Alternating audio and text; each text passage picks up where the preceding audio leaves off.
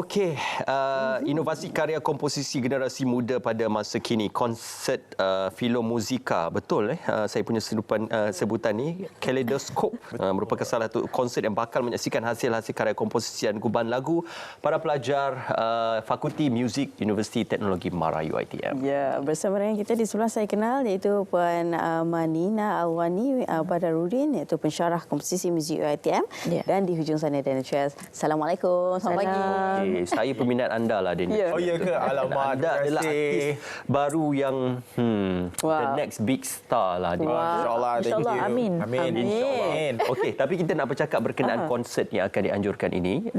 Kaleidoskop ya. Betul. Mengapa dipilih tajuk itu sebagai konsert yang akan dianjurkan nanti? Okey, sebenarnya ini adalah penganjuran daripada Music Composition Student Society. Okey. So Daniel selaku presiden, so kita cakap okey, tak apa sebab ini event student kan. Kita cakap okey, why not you all think of a concept, macam mana, apa yang you nak bawakan kepada audience tentang macam mana nak serlahkan bakat-bakat pelajar-pelajar komposisi ni, sebab kita ada banyak bidang dalam komposisi itu sendiri. Ada banyak cabang kan. So macam mana Daniel, Kaleidoskop tu macam mana, how did you get the concept? Come with the name. Initial plannya konsert ini tidaklah di dalam rancangan. Dia cuma sekadar orang kata berborak bersama dengan lecturer sahaja.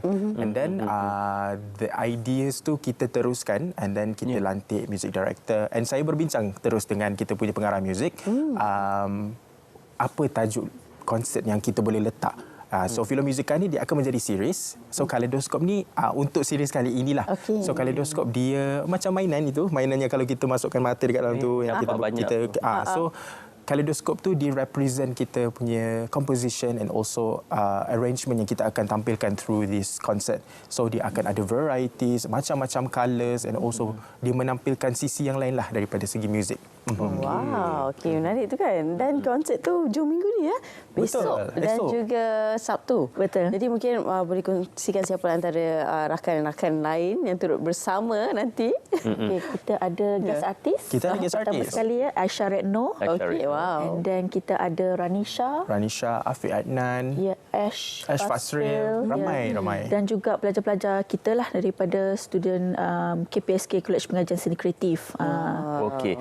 Berapa ramai mungkin kita nak tahu musician daripada Fakulti Muzik yang terlibat? Okey, berapa musician kita? Musician sahaja kita ada dalam 45 orang. Betul, dekat 50 orang ya. 45 orang. Termasuk singers tak masuk lagi? Termasuk singers dah. Yes, Termasuk singers dah. Itu termasuk semua segmen instrumen, betul. string, bass dan sebagainya. Betul. Daripada rhythm section dan juga winds, kalau kita boleh nampak dekat itu.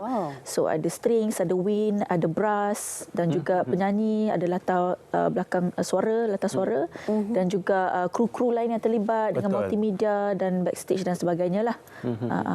Wow, okey. Wow, itu dia. Okey, Daniel nanti akan nyanyikan lagu apa? Alamak. Boleh spill sekarang ke? Boleh lah. Boleh. Tapi Berapa lagu lah akan dinyanyikan? konsert ni saya akan nyanyikan 2 lagu. Satu lagu daripada susunan lagu baharu, and then lagi satu lagu original composition yang dikompos sendiri oleh pelajar music composition. Wow. Kita nak dengar lah Daniel nyanyi sikit kan? Alamak. Banyak lagu tu. Okey, apa-apa lah, apa-apa yang terlintas. Pagi-pagi memang menguji. Saya ingat datang sini kan saya tak boleh nyanyi. Ingat dia selamat. Okey. Boleh nak sikit je lah saya nyanyi single saya lah. Okey. Usah kita membuang waktu dengan duga rasa curiga. Sikit je. Tapi ini dianjurkan oleh the society persatuan. Sudah pastinya kesemua pelajar itu bukan sahaja daripada pengajian, daripada komposisi, performance music juga akan terlibat. Ada terlibat. Jadi bagaimana persediaan untuk menyatukan kesemua pelajar dalam pelbagai bukan fakulti tetapi dalam pelbagai aspek pembelajaran itu untuk disatukan dalam satu konsep. Okey, sebenarnya kita punya preparation dah start daripada bulan Oktober lagi. Jadi kita buat audition dan ada audition? Ya, kita buat audition untuk penyanyi especially. Sebabnya kita ada 15 lagu. So 15 lagu tu ada variety lagu beberapa banyak genre. Jadi kita ada setengah orang dia kata sesuai dengan macam ballad, ada orang dia sesuai lagu rancak. So kat situ yang kita nak tengok pemilihan tu lah. Dan punya dapat sambutannya daripada College Fakulti Engineering pun ada datang turut serta dengan kita. Wow. Jadi daripada UM, Betul. Ranisha juga. Ranisha tu sebenarnya daripada UM. So kita sangat happy dengan sambutan yang dapat dan ada 21 singer. 21 penyanyi termasuk dengan latar suara sekali dan macam dari segi preparation tu satu, kemudian kita dah buat macam Google Drive siap-siap dari segi nak menyusun lah kan, lagu-lagu arrangement, lagu-lagu pelajar, sebabnya gubahan semula tu pun kita kena tengok balik sebab dia kena lain sikit daripada gubahan asal kan, sebab sebab kat situ sebenarnya diorang punya seni nak menulis kan, sebab kita mengajar dekat UiTM ni, buat komposisi tu satu benda, buat gubahan lagu lagi satu benda. So macam contohnya lagu yang sedia ada, contohnya Terus Hidup. Okey, lagu tu macam gitu. So macam mana you nak ubah sikit? Sebab tu kalau kita tengok kat dalam AJL ada perubahan gubahan kan. So itu sebenarnya adalah satu teknik di mana diorang kena belajar macam mana nak bagi letak aksesori lain pada lagu ni. Jadi dekat situ kita feature 8 lagu baru dan juga 7 lagu gubahan baru. So kita buat balance lah, sebab kalau orang datang konsert nanti tengok semua lagu diorang tak tahu, nanti tak enjoy pula kan. So kita buat seimbang lah macam tu, 8, 7 and then 7 tu lagu yang orang boleh sing along. Cumanya ada different and fresh take to the arrangement lah. Orang awam boleh datang menonton? Boleh, ini terbuka kepada semua. Tiketnya itu boleh didapatkan? Boleh dapat dekat kita punya Linktree, ada dalam IG kita MCS_. MCS UiTM. MCS UiTM. Lokasi konsertnya akan dekat Dewan Seri Budiman UiTM Shah Alam. Itu dulu tempat konvo, tapi kita dah convert jadi tempat konsert hall. So tahun ni kita baru rasmikan, dan siapa yang tak datang lagi, jom datang bukan rasmikan, datang beramai-ramai untuk tengokkan dewan tu lah. Rasanya pengalaman Ya, betul. Okey, dan gubahan tu dilakukan oleh penyanyi tersebut ataupun pelajar komposisi. Daniel pun ada membuat gubahan? Kali ini saya tidak sebagai penyelaras lah. Saya sebagai pengarah konsert. Betul. Sebagai pengarah konsert dan also sebagai performer. Dan saya beri peluang juga kepada kawan-kawan saya untuk rearrange semula and also menulis lagu. Sebab kita buka macam audition kan? Betul. Untuk lagu-lagu pun kita minta diorang hantar audition.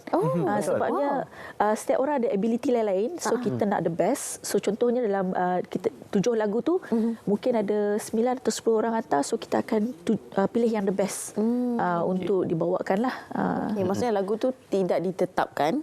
Lagu dah ditetapkan, cumanya mungkin satu lagu tu ada 2 orang hantar, mungkin satu lagu seorang je hantar. So yang mana seorang hantar tu memang kita akan perbaiki pula, ada melalui proses pembaikan pula.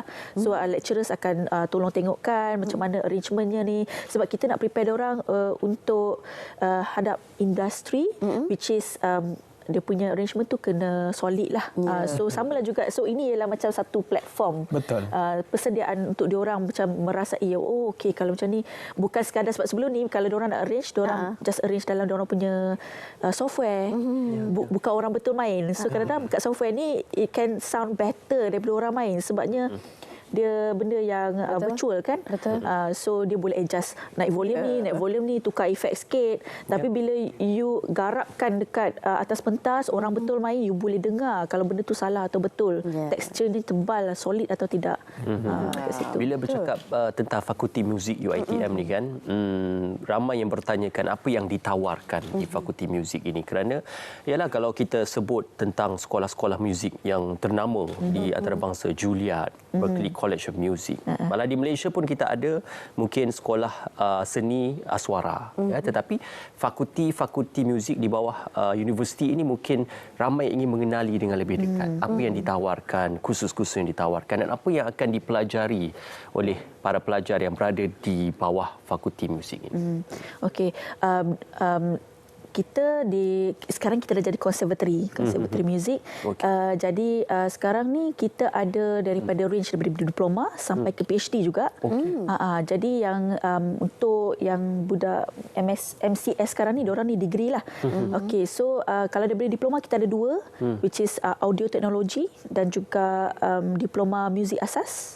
Dan kemudian bila diorang pergi degree, diorang ada niche area lagi lah. Diorang boleh pergi kepada 4, which is music business, music komposisi seperti kita orang, and then music performance, dan juga music education untuk menjadi cikgu. Jadi bila pergi master, ada 2 juga kan. Education, sebenarnya ada banyak master, tapi yang ada, kita ada course base, kita ada research base. So yang tu sebenarnya banyaklah, boleh tengok dalam website kita. Ada kalau macam berminat lah kan. Dalam website kita semua kita ada listkan, sebab sebenarnya banyak program maksudnya. Master pun ada banyak. Tapi kalau nak menyertai konservatori muzik ini, mesti musically trained daripada sebelum penyertaan ke macam mana? Ataupun boleh bermula daripada kosong? Sebenarnya ada je rakan-rakan saya yang daripada diploma, sebab saya pun merupakan pelajar daripada konservatori muzik diploma daripada 2019. Ada je kita tengok daripada zero, but now they are really good. Sebenarnya dedication towards music itu sangat penting. Macam mana diorang nak apply the music, macam mana diorang nak actually knowledge the music in their daily life, itu paling penting sebenarnya. So it doesn't have to be macam orang kata ada education music background jugalah. Kalau tak boleh menyanyi macam mana? Orang kena ada asas kot. Memang dalam interview kita test pitch dia menyanyi. Kita akan pergi kat piano, tak boleh tone deaf. Kalau tone deaf memang susah sebabnya dia contohnya dia masuk sebagai pelajar vokal. Tapi dia kena belajar keyboard juga. Itu memang semua orang kena ambil. Dia kena belajar alat-alat tradisional. Kalau dia macam contoh dia main gitar contohnya, dia kena belajar piano juga. Sebabnya piano tu macam kita panggil the king of instruments. Sebab dari situ kita boleh visualize other instrument, macam mana how it works kan. Itu macam asas untuk kita tahu chord, progression, untuk mengetahui melody. So nak kata dari segi macam orang masuk daripada kosong ataupun dah ada basic. So ini adalah keunikan UiTM sebenarnya. Sebabnya kita untuk membangunkan anak bangsa.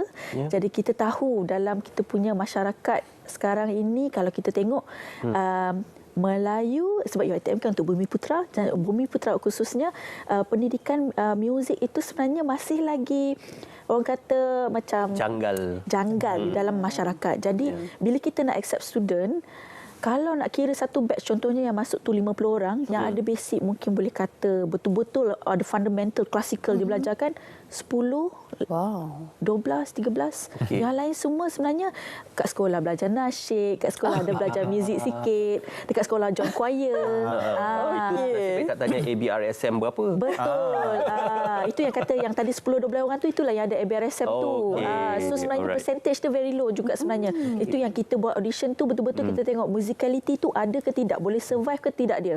Kalau tone deaf memang kita cakap sorry lah, betul lah kan, memang tak boleh sebabnya dia seni kan. Kena ada lah benda tu. Melihat pada Daniel mungkin advantage kepada Daniel sebab Daniel sudah berada dalam industri, menyanyi dari kecil, menjuarai dan naik juara banyak pertandingan.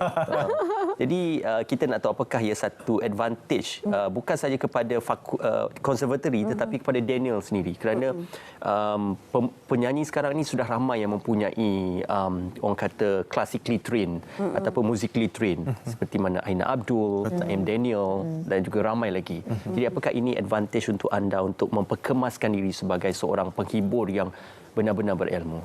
Saya selalu menganggap diri saya ni masih banyak lagi yang saya kena belajar. Even though saya dah ada dekat dalam industri, saya masih setahun jagung lagi dekat dalam industri. Tapi dengan adanya pendidikan muzik saya yang secara formal yang saya belajar di UiTM ni, saya dapat, betul lah apa yang diperkatakan tadi, saya dapat memperkemaskan lagi saya punya ni muzik. So bila saya bercakap dengan musicians ke, atau apabila saya membuat persembahan ke, saya akan menampilkan sisi education saya.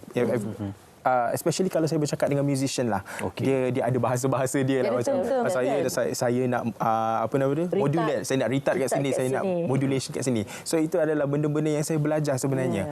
Dia ada benda yang sebelum ni saya tak tahu. Maybe kalau saya tak sambung belajar ni, because previously initially saya hold degree saya ni untuk setahun sebelum saya masuk ke degree diploma. I took a rest for a year, tapi saya rasa macam saya tak boleh berhenti dekat sini saja. Saya kena teruskan saya punya degree so that saya punya knowledge about music ni dia akan terus berkembang. Sebab saya anggap music ni dia tidak akan ada hujung pangkal. Setiap tahun ataupun setiap berapa 10-15 tahun dia akan always ada perubahan, inovasi itu sendiri. Dia akan always terjadi. So saya sebagai seorang student muzik, saya always kena ikut on trend, saya kena ikut peredaran muzik itu sendiri.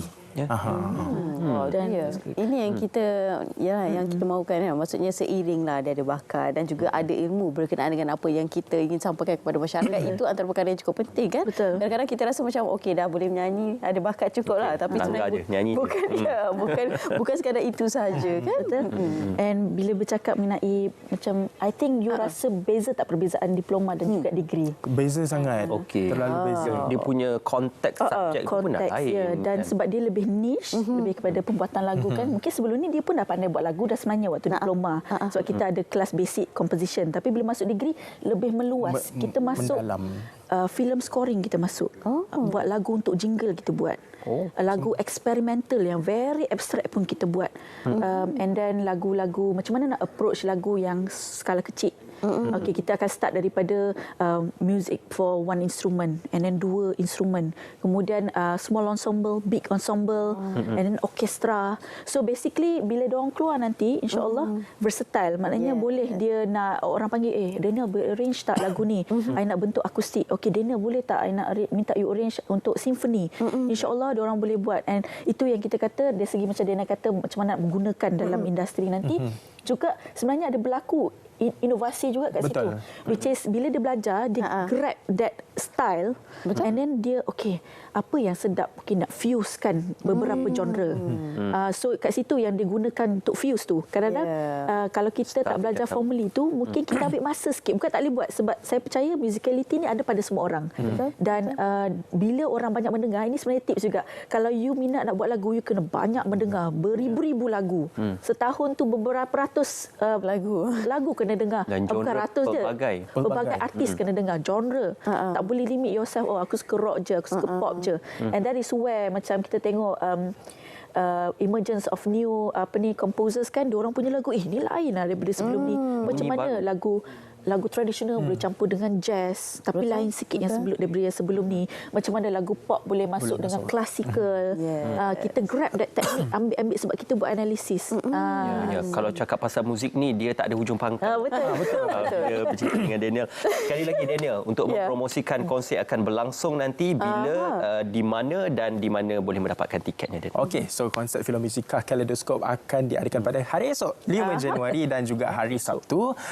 So boleh datang di Dewan Konsert Seribu Niman pukul 8.45 malam. So tiket boleh dapatkan di Linktree MCSU ITM ataupun dekat semua bio social media kita. Betul. Okey, boleh dapatkan lagi tiket ni sekarang masih? Boleh, masih ada lagi sebab kita buat 2 hari kan, dan kita boleh muatkan 500 orang untuk satu hari. So semuanya dilaksanakan oleh pelajar sendiri. Ya, pelajar dan juga staff jugalah yang membantu sekali lah. Warga fakulti juga. Betul. Tahniah ucapkan kepada Conservatory Music UITM dan juga College Pengajian Seni Kreatif yang sudah pun bergabung bersama dengan beberapa fakulti yang lain. Tahniah juga Daniel dan juga kita ucapkan selamat maju jaya untuk your future career. InsyaAllah kita akan sentiasa menyokong career Daniel Chua insyaAllah. Okey, terima kasih. Terima kasih. Bersama dengan kami, kita nak berehat seketika.